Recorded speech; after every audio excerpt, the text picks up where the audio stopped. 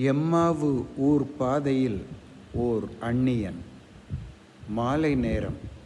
நடுத்தர வயதுள்ள இருவர் எம்மாவு ஊர் செல்லும் பாதையில் துக்கமும் கண்ணீருமாய் பேசிக்கொண்டு நடக்கின்றனர்.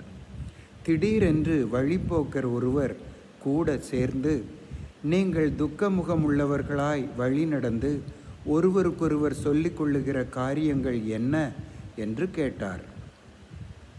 அவர்களில் ஒருவனாகிய கிளையோப்பா என்பவன் பிரதியுத்தரமாக, இந்நாட்களில் எருசலேமிலே நடந்தவைகளை அறியாதபடிக்கு நீர் அந்நியராயிருக்கிறீரோ என்றான். அவர், எவைகள் என்றார். அதற்கு அவர்கள், நசரேயனாகிய இயேசுவை குறித்தவைகளே. அவர் தேவனுக்கு முன்பாகவும் ஜனங்கள் எல்லாருக்கும் முன்பாகவும் செய்கையிலும் வாக்கிலும் வல்லமையுள்ள தீர்க்கதரிசியாயிருந்தார். அவர் மிகவும் நல்லவர், தெய்வீகமானவர், அற்புதங்கள் செய்தார்.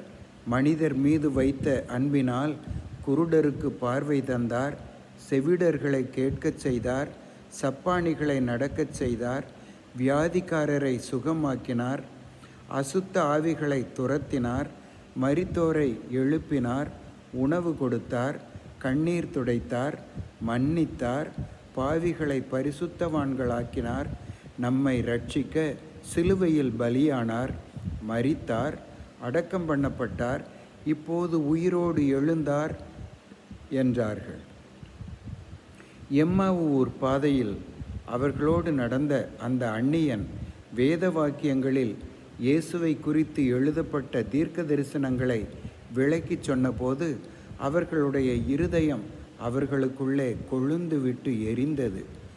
அவர் மேசியாவாகிய இயேசு மனிதருடைய பலவீனங்களை ஏற்றுக்கொண்டு அவர்களின் நோய்களை சுமந்து பாவங்களுக்காக இரத்தம் சிந்தி மரித்து பின்னர் உயிரோடு எழுந்திருப்பார் என்பதை நீங்கள் ஏன் நம்பவில்லை என்று கடிந்து கொண்டார். இதோ அவர்களுடைய வீடு வந்துவிட்டது. அவர்களுடனே வந்தவர் உயிரோடு எழுந்த இயேசு என்று அறியாமலே பேசிக்கொண்டு வந்த அவர்கள் அவர் அப்புறம் போகிறவர் போல காணப்பட்டதால், போதகரே, இரவாயிற்று, வாரும், எங்களோடு தங்கும் என்று அழைத்தனர். அவர் உள்ளே சென்று அவர்களோடே அவர் பந்தி இருக்கையில் அவர் அப்பத்தை எடுத்து ஆசீர்வதித்து அதை பிட்டு அவர்களுக்கு கொடுத்தார்.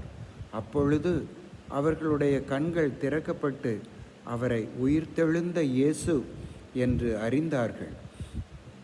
உடனே அவர் அவர்களுக்கு மறைந்து போனார். இன்றும் இயேசு உயிரோடு இருக்கிறார்.